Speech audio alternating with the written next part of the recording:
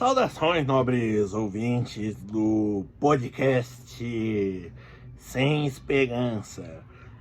Pessoal, eu vou contar aqui, vou fazer uma análise sobre duas coisas.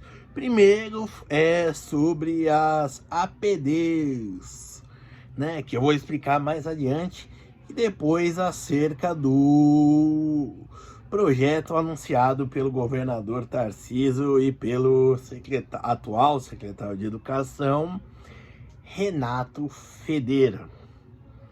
Mas, né, vamos lá para as APDs. Certo, eu vou me basear, porque é o que regulamenta a parte de cargas horárias, que é a resolução SEDUC número 55 de 29 de junho de 2022. O secretário de Estado, no uso de suas atribuições legais e considerando a necessidade de disciplinar o cumprimento da carga horária nas unidades escolares, aos integrantes do quadro do magistério, conforme as inovações trazidas pela Lei Complementar número 1374, de 30 de março de 2022. Resolve. Pessoal, eu vou pular o artigo primeiro, vamos direto ao segundo. O seguinte, artigo 2º. A jornada de trabalho ou carga horária docente será constituída, inciso 1º, atividades de interação com estudantes. 2. Atividades pedagógicas de caráter formativo. E 3. Atividades pedagógicas diversificadas, parênteses, formativas e não formativas. Essas atividades pedagógicas diversificadas são as APDs. Vamos lá. Ainda no segundo artigo. Parágrafo 1º. Entende-se por atividades pedagógicas de caráter formativo aquelas aulas que se destinam a reuniões ou outras atividades pedagógicas, preferencialmente para formação, planejamento e estudo de caráter coletivo. Perfeito. Vamos lá. Parágrafo 2º. Entende-se por atividades pedagógicas diversificadas, a linha A, interação com responsáveis por estudantes, familiares de estudantes e comunidade escolar em geral. A linha B, reuniões ou outras atividades pedagógicas, planejamento coletivo, preparação de aulas e avaliação dos trabalhos dos estudantes. A linha C, preparação de aulas, estudo das sequências didáticas, dos guias de aprendizagem, com base no currículo paulista. A linha D, preparação e correção das avaliações e todas as atividades e trabalhos realizados pelos estudantes, assim como análise dos resultados das avaliações internas e externas. Tá, falando um pouco, infelizmente, depois ele vai falar sobre a carga horária, né, especificamente. Aí que vai ficar interessante, né? Atividades de interação com estudantes, né? Mas assim, vê-se que as atividades pedagógicas de caráter formativo e as atividades pedagógicas, as APDs diversificadas, né, são redundantemente a mesma coisa, tá? Basicamente estão pedindo para você fazer 2 vezes o mesmo trabalho. O que mais tira é que a APD em si é fora do horário, né? Como nós iremos ver. Artigo 3º. Pessoal, eu não vou aprofundar isso, porque assim, tem várias faixas de horários, né? Mas vão ficar bem interessante. Artigo 3º. As jornadas especificadas no artigo 3º do decreto 666.793, de 30 de maio de 2022, serão integralmente cumpridas na unidade escolar na seguinte conformidade: 1. Jornada ampliada de trabalho docente. A linha A, 32 atividades com interação com estudantes. B, a linha B, 7 atividades pedagógicas de caráter formativo. 14 atividades pedagógicas diversificadas, as APDs.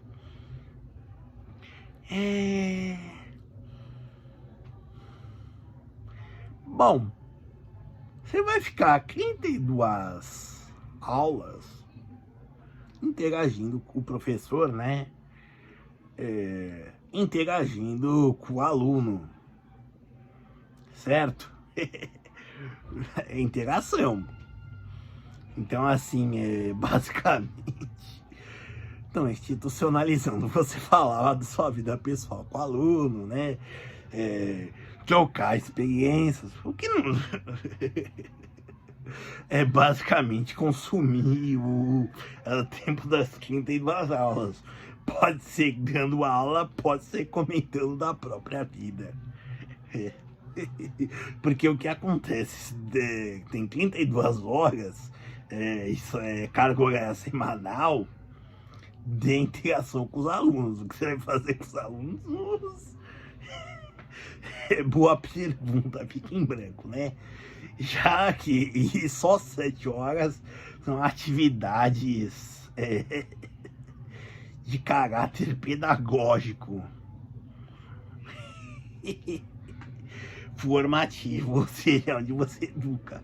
Então, assim, interação com estudante, olha, eu não sei porque, por exemplo, o pessoal da POS, bem que o POS também não representa uma porra nenhuma, mas, por exemplo, o Gianage tá reclamando disso. Se bem que ele não tá reclamando dessa integração com os alunos, tá reclamando das APDs.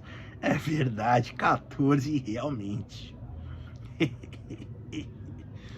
Tá bom, né? Agora, essas atividades diversificadas é bem interessante, né? Tá. Bom, basicamente, os outros artigos vão regulamentar dessa resolução, né? Vão regulamentar, né? Contudo, vamos falar do artigo 7º, certo? Vamos lá, artigo 7º. Para o cumprimento da jornada de trabalho ou da carga horária semanal dos docentes, na forma prevista nessa resolução, os diretores das unidades escolares, em conjunto com o supervisor de ensino da respectiva unidade, deverão, até o dia 1º de julho de 2022, adotar as seguintes medidas.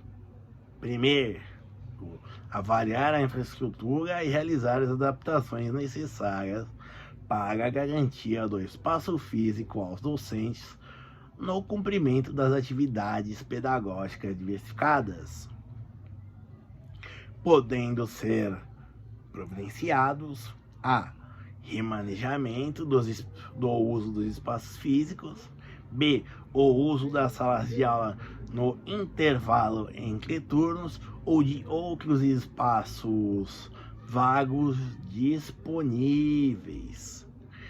C, a melhoria da infraestrutura física mediante o uso de verbas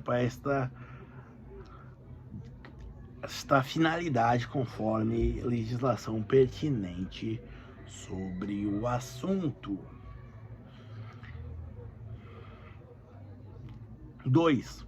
Organizar e homologar os horários de trabalho dos docentes, em especial com relação às atividades pedagógicas diversificadas a serem realizadas presencialmente na unidade escolar e, se necessário, a publicação de ato decisório de acúmulo de remunerações, observada a compatibilidade de horários. Maravilhoso. É aí que tá, que eu achei interessante. Vamos ficar só na linha A. Uso de salas de aula ou outros espaços vagos disponíveis. E aí, né, penso entre turnos, né? É aí que fica interessante. Olha, como a ideia é fazer a comunidade escolar participar, né? Acho que até envolveria interdisciplinaridade, né? Você junta assim alguns pais, né? Por exemplo, 6 da manhã, ou lá pela 1 da tarde, né? No horário de entrada, na segunda-feira, ou então no horário da saída, na sexta, e junta os pais. Para quê? Para falar com aquele rapaz, normalmente de entre 20 e 25 anos, que quer ter conversas íntimas com adolescentes, as alunas. E aí você vai com seus familiares fazer uma atividade e você chama a professora de educação física, né? Porque é interdisciplinar. E você pode aproveitar esse tempo para conversar com esse rapaz, né? Que quer ter intimidade com essas adolescentes, pré-adolescentes até, porque eles não querem as de 16, 17 anos que tem um pouco mais de juízo, eles querem as que deixaram de ser criança, né? Então esses rapagotes, assim, vão receber uma lição, né? Praticar um sparring com ele, né? Tipo, chama os pais, né? Já que é horário entre turnos, né? Assim eu acho que é até válido, né? Combater essa gente, né?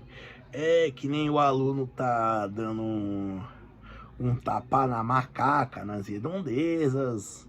Você vai lá com o pai, com os pais, né? Faz aí aquela conversa marota, né?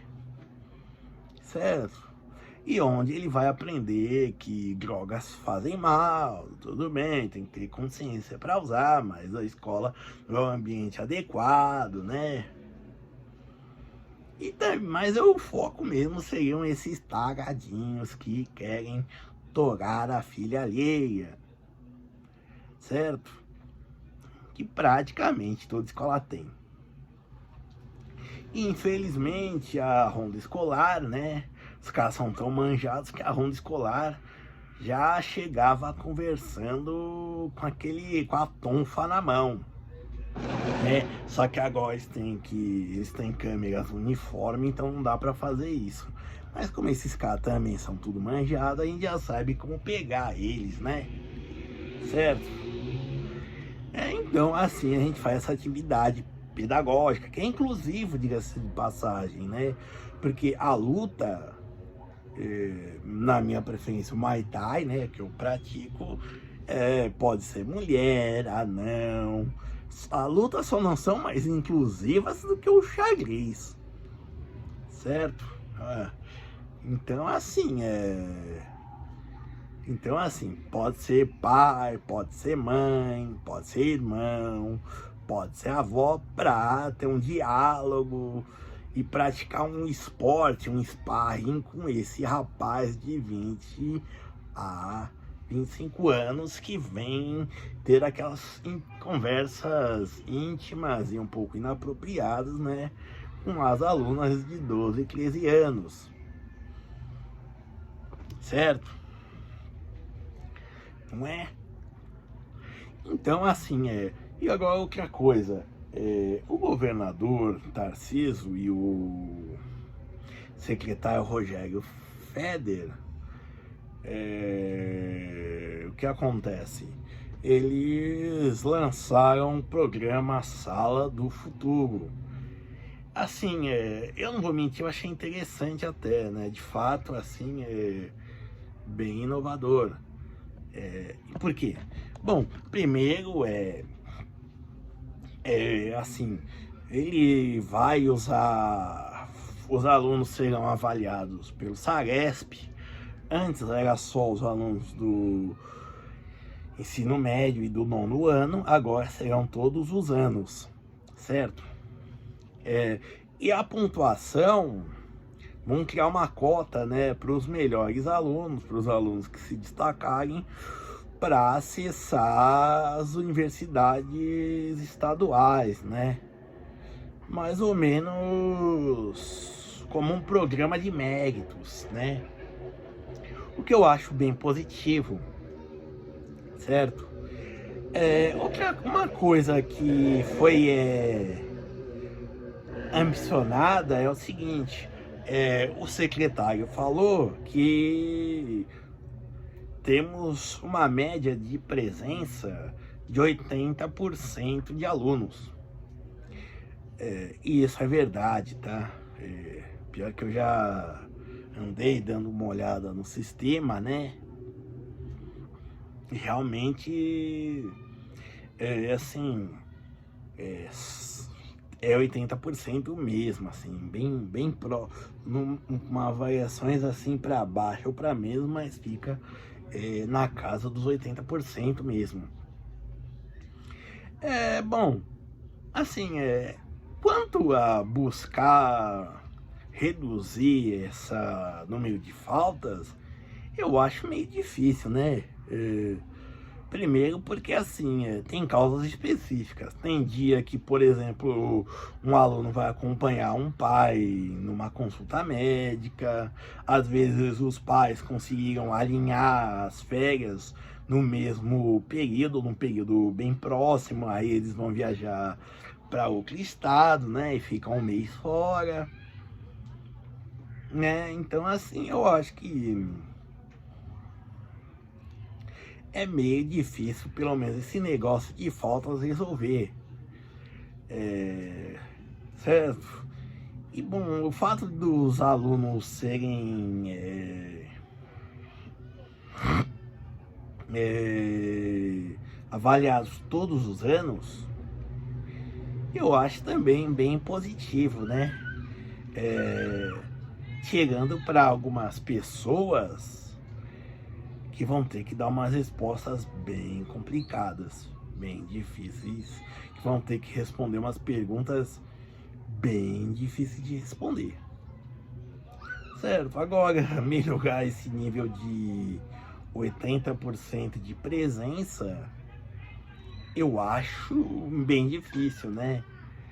Eles vão fazer o que? Diga-se de perdão, os diretores, os professores, basicamente Secretaria de Educação já tem noção desse número de longa data, né? Então, eles querem o que? Vão caçar o aluno no laço. Então, assim, realmente acho que é uma meta, apesar de ter sido uma meta pouco ambiciosa, só, digamos assim, de acho que 800 mil, eles querem trazer 200 mil, diminuir, reduzir em 25%. Essas faltas são uma meta bem modesta, né? Mas eu acho que até realista, né? Contudo, eu só me pergunto como você vai fazer isso, né? Mas, né, é assim, né? Então, ficamos no aguardo para ver os próximos capítulos. Obrigado.